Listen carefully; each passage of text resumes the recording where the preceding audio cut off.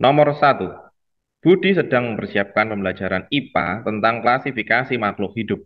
Ia berencana menggunakan media pembelajaran berupa video animasi yang menampilkan persamaan dan perbedaan ciri-ciri hewan vertebrata dan invertebrata. Setelah presentasi video, Budi akan mengajak siswa untuk berdiskusi dan mengamati langsung berbagai spesimen hewan yang sudah disiapkan.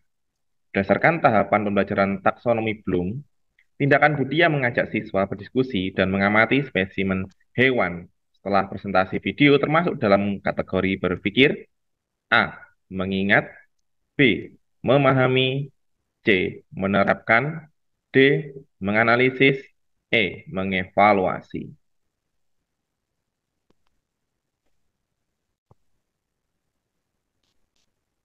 Jawaban yang tepat untuk pertanyaan tersebut adalah D. Menganalisis. Alasannya, tahapan menganalisis dalam taksonomi Bloom melibatkan pemecahan informasi menjadi bagian-bagian kecil untuk memahami hubungan antar bagian tersebut.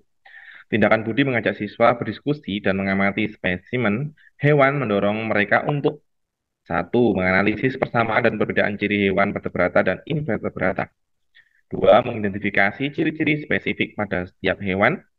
Tiga, menghubungkan informasi dari video dengan pengamatan langsung. Oleh karena itu, tindakan Budi termasuk dalam kategori berpikir menganalisis. Jadi jawabannya adalah D, menganalisis. Mohon maaf, ini ada abjad yang belum saya hapus ya. Oke, next, nomor 2. Keunggulan penggunaan media video animasi dalam pembelajaran klasifikasi makhluk hidup adalah: A. Menyederhanakan konsep yang abstrak menjadi lebih konkret. B. Memungkinkan siswa untuk mengamati langsung objek yang dipelajari. C. Membiasakan siswa untuk belajar secara mandiri. D. Menghindari siswa untuk melakukan diskusi kelompok. E. Membatasi kreativitas guru dalam menyampaikan materi.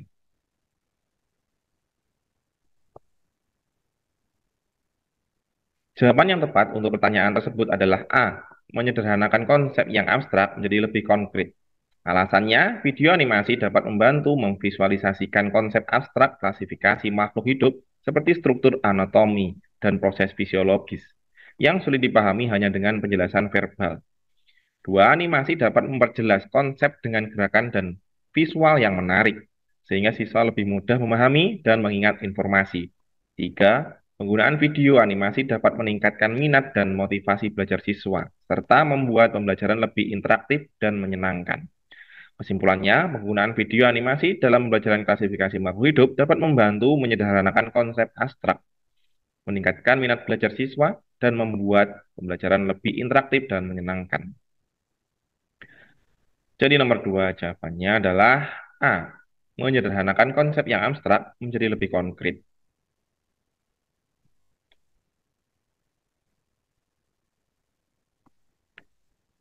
Nomor 3. Dalam rangka menghadapi penilaian akhir semester, seorang guru matematika berencana menggunakan model pembelajaran Problem Based Learning, PBL. Langkah awal yang harus dilakukan guru tersebut adalah: A. Menyampaikan rumus dan contoh soal berkaitan dengan materi yang akan diujikan. B. Membagikan lembar kerja berisi problematika kehidupan nyata yang terkait dengan materi pembelajaran. C. Melakukan latihan mengerjakan soal-soal tipe yang sering muncul dalam penilaian akhir semester. D. Memberikan rangkuman materi secara terperinci sebagai bahan belajar mandiri siswa. E. Mengajarkan teknik-teknik menghafal rumus matematika dengan cepat dan efektif. Jawaban yang tepat untuk pertanyaan tersebut adalah membagikan lembar-lembar kerja berisi problematika kehidupan nyata yang terkait dengan materi pembelajaran. Alasannya adalah Problem Based Learning (PBL) berfokus pada pemecahan masalah, bukan hafalan rumus dan contoh soal. Lembar kerja berisi problematika kehidupan nyata akan mendorong siswa untuk mengidentifikasi konsep matematika yang relevan dengan masalah, menganalisis informasi dan mencari solusi kreatif, bekerja sama dalam kelompok untuk menyelesaikan masalah. Langkah ini sesuai dengan prinsip PBL yang menekankan pada: satu, keterlibatan aktif siswa. Siswa didorong untuk aktif mencari solusi, bukan pasif menerima informasi. Dua, pembelajaran kontekstual. Materi dipelajari dalam konteks problematika kehidupan nyata. Tiga, kerjasama. Siswa belajar bekerja sama dalam kelompok untuk mencapai tujuan bersama. Jadi kesimpulannya adalah membagikan lembar kerja problematika kehidupan nyata merupakan langkah awal yang tepat dalam menerapkan PBL untuk mempersiapkan siswa menghadapi penilaian akhir semester. PBL membantu siswa memahami konsep matematika secara lebih mendalam dan menumbuhkan kemampuan problem solving yang esensial.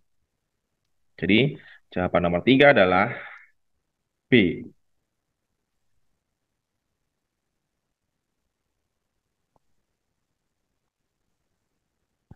Nomor 4, Andi seorang guru bahasa Inggris.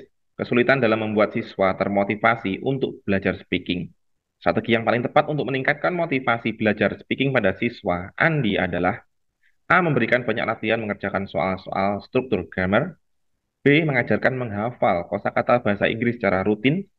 C. Menciptakan suasana belajar yang kompetitif antar siswa di kelas. D. Memfasilitasi siswa untuk melakukan presentasi menggunakan bahasa Inggris.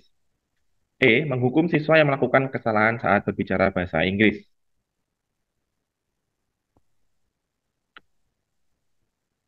Jawabannya, yang tepat untuk pertanyaan tersebut adalah D. Memfasilitasi siswa untuk melakukan presentasi menggunakan bahasa Inggris.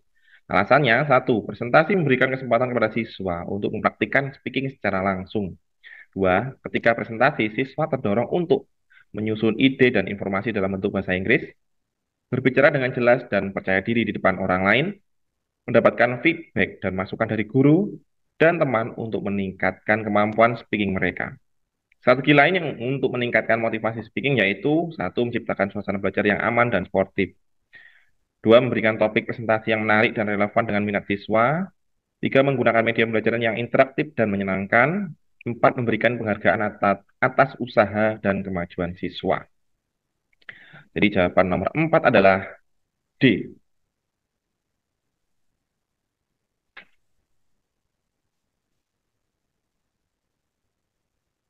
Nomor 5. Dalam penerapan pembelajaran diferensiasi, seorang guru harus memperhatikan A. Semua siswa di kelas harus diperlakukan sama dan diajarkan dengan metode yang seragam. B. Guru harus fokus pada penyampaian materi pelajaran sesuai dengan kurikulum yang ada. C. Kemampuan dan gaya belajar seluruh siswa harus menjadi pertimbangan dalam penyajian materi. D. Siswa yang berprestasi tinggi diberi tugas tambahan yang lebih sulit dibandingkan siswa lainnya. E. Siswa yang kesulitan belajar dibiarkan untuk belajar secara mandiri di luar jam pelajaran.